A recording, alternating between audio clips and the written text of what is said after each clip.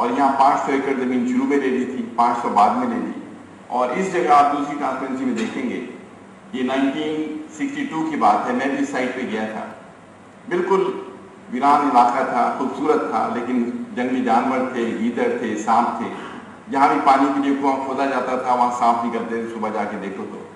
لیکن 3 سال کے اندر اس جگہ جہاں پہ جھنڈا لگایا گیا تھا یہ ہمارا ریئیکٹر بن گیا تھا. 3 سال میں، جب ہیوی مشینز نہیں تھیں، سب کام جو اینٹیں تھیں، جو سیمنٹ تھا، چیزیں تھیں، گھروں کے اوپر لوگ لے کر آتے تھے. ایک لائن لگی ہوتی تھی گھروں کی جو سامان لا رہی ہے، لے جا رہی ہے. لیکن 3 سال کے اندر یہ ریئیکٹر کریٹیکل ہو گیا تھا.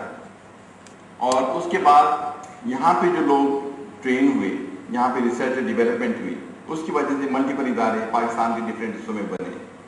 اور اس کو اگر آپ رات کے وقت انسٹیک کو دیکھیں، جو عثمانی صاحب کا ایک شوق تھا، ایک ویژن تھی، تو وہ کہتے تھے کہ میں فیوچر کے بچوں کے لیے ایک ادارہ بنا رہا ہوں جہاں پہ پاکستان کے فیوچر سائنٹسٹ انجینئر اسٹڈی کریں گے.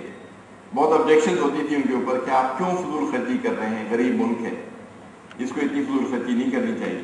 کیونکہ عثمانی صاحب کا یہ کہنا تھا کہ میں اپنا گھر نہیں بنا رہا.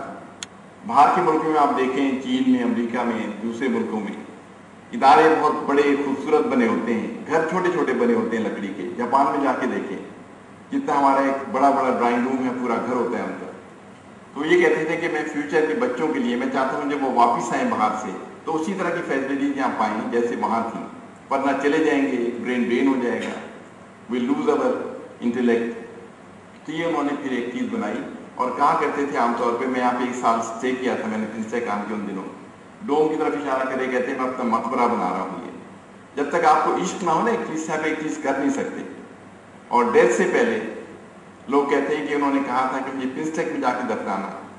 جب ان کے کینسر ہو گیا تھا، ڈیتھ بیڈ پہ تھے وہ، تو جب آپ کوئی کام کرنا چاہیں تو اس میں آپ ایبزارب ہو جائیں تو وہ کام ہو جاتا ہے. نیت اچھی ہو، سیلفش موٹیو نہ ہو، تو آپ سب کچھ اٹین کر سکتے ہیں جو کرنا چاہتے ہیں. اور انسان، اچھا انسان وہی ہے جو سیلفش نہیں ہے، جو سیلف سینٹرڈ نہیں ہے، جو ایک کاز کے لیے کام کرتا ہے اور اس میں آپ کو اندر سے خوشیاں آنی شروع ہو جاتی ہیں. نیکسٹ کریے.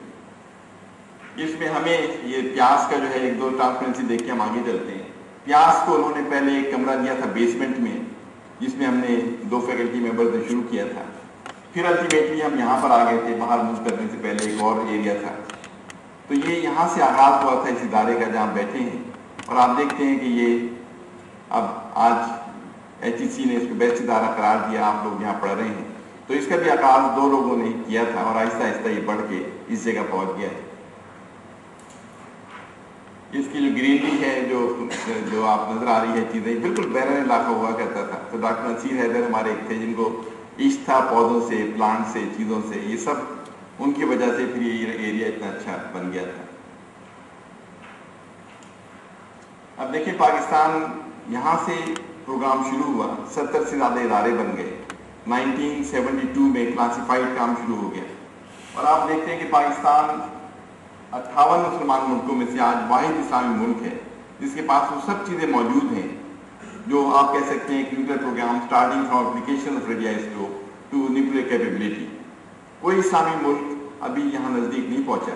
ایران بہت نزدیک پہنچنے والا ہے، لیکن دیکھ رہے ہیں کیا اس کے ساتھ ہو رہا ہے. ہم کیسے یہاں پہنچ گئے؟ یہ ایک دوسرا عجوبہ تھا. پاکستان بننا ایک پہلا عجوبہ تھا جو اللہ نے اس ملک کو بنایا خاص مقصد کے لیے. ہم اپنی سب خرابیوں کے باوجود، کرپشن، بدماشی، ناانصافیاں، پھر ہم کیسے پہنچ گئے؟ ضرور یہاں اچھے لوگ موجود ہیں، ضرور اللہ کو کچھ کروانا ہے اس ملک سے. اور انشاءاللہ آپ دیکھیں گے کہ برے وقت کے بعد اچھے وقت آئیں گے. اور جب وقت اچھے آئیں تو آپ اس کا ساتھ دیں، کیونکہ انسان تو چلا ہی جاتا ہے یہاں سے. وہ کیا کر کے گیا، کیا اس نے اچیو کیا، کیا اس نے دوسروں کے لیے کیا. تو انشاءاللہ گڈ ٹائمز ول کم. اور جو لاسٹ ٹرانسپیرنسی ہے before we start the topic, کہ the most important question at this time, لوگ کہتے ہیں نیوکلیر کیپیبلٹی تو آ گئی ہمارے پاس، لیکن ہماری لائبلٹی بنی ہوئی ہے، ہم حفاظت کرتے پھر رہے ہیں، چھپاتے پھر رہے ہیں چیزوں کو. اس میں تو ہمیں ایک پوزیشن ہونی چاہیے تھی ہماری. What will happen to our nuclear programme in times to come. یہ ایک بہت بڑا کوشچن مارک بنا ہوا ہے اس وقت کہ ہم نے وہ چیز اٹین کر لی جو کسی ملک کے لیے پرائڈ کا باعث ہے.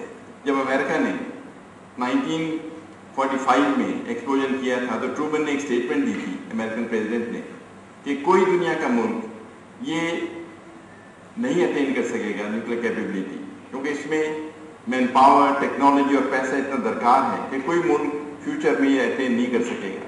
پاکستان نے کیسے کر لیا؟ یہ واقعی ایک کہانی ہے جو آپ سوچیں اس کے متعلق۔ Will the country be able to retain and further strengthen what has been attained or achieved with so much struggle and dedication and sacrifice؟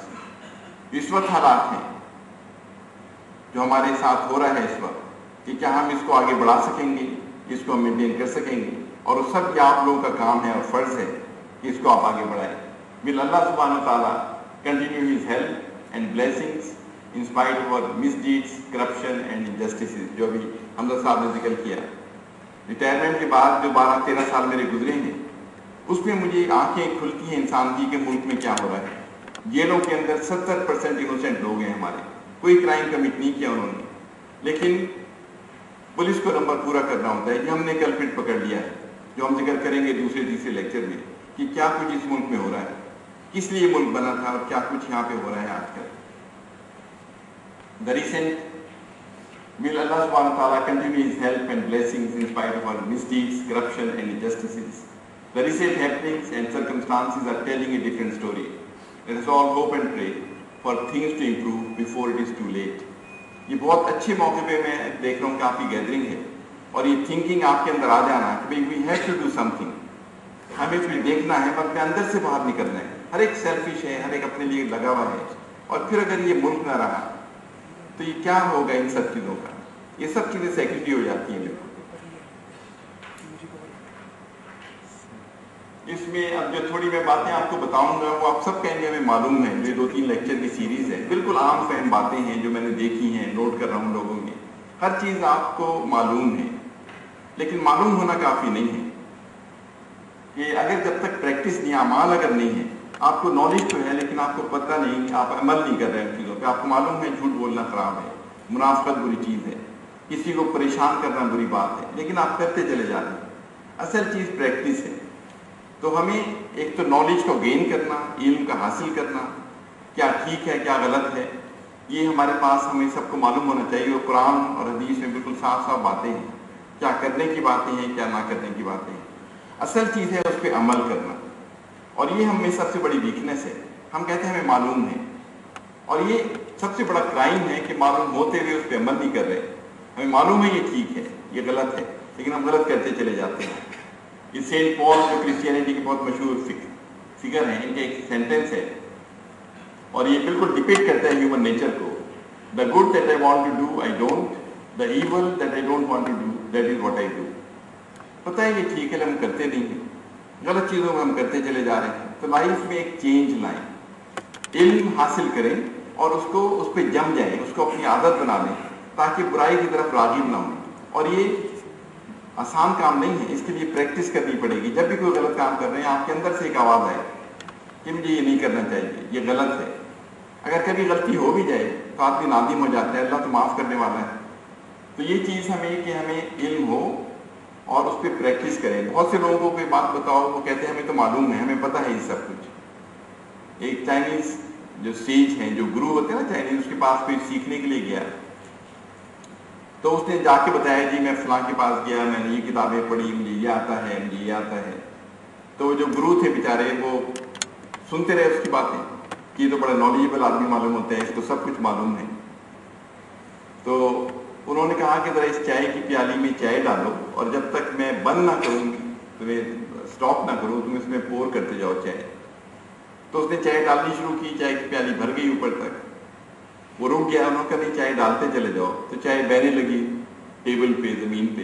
تو اس نے کہا آپ نے کیا کیا؟ یہ کیا لگے تم تو اندر سے بھرے ہوئے ہو، تمہیں تو فلاں یہ بھی پتہ ہے یہ بھی پتہ ہے، تمہیں لوگوں نے بتا رکھا ہے، میرا تمہیں بتانا فضول بات ہے۔ تو اپنے آپ کو خالی کرو، غلط چیزوں کو نکالو اور پھر علم حاصل کرو جو ٹھیک علم ہے، اور اس پہ پھر تم جم جاؤ۔ جب کوئی آپ لیکچر میں جائیں، کوئی باتیں سنیں، ہمیشہ کچھ تم سے اچھی باتیں مل جاتی ہیں۔ وہ کہتے ہیں ہم بیوقوفوں سے بھی عقل مندی سیکھ سکتے ہیں۔ تو اگر آپ اپنا دماغ کھلا رکھیں تو آپ کو ہر چیز کے اندر کوئی نہ کوئی بات نظر آ جائے گی اور اس کو ایبزارب کرتے چلے جائیں۔ لائف میں ایک تبدیلی آنی شروع ہو جاتی ہے جو آج کل کے دور میں بہت ضروری ہے، جو حالات پیدا ہو رہے ہیں۔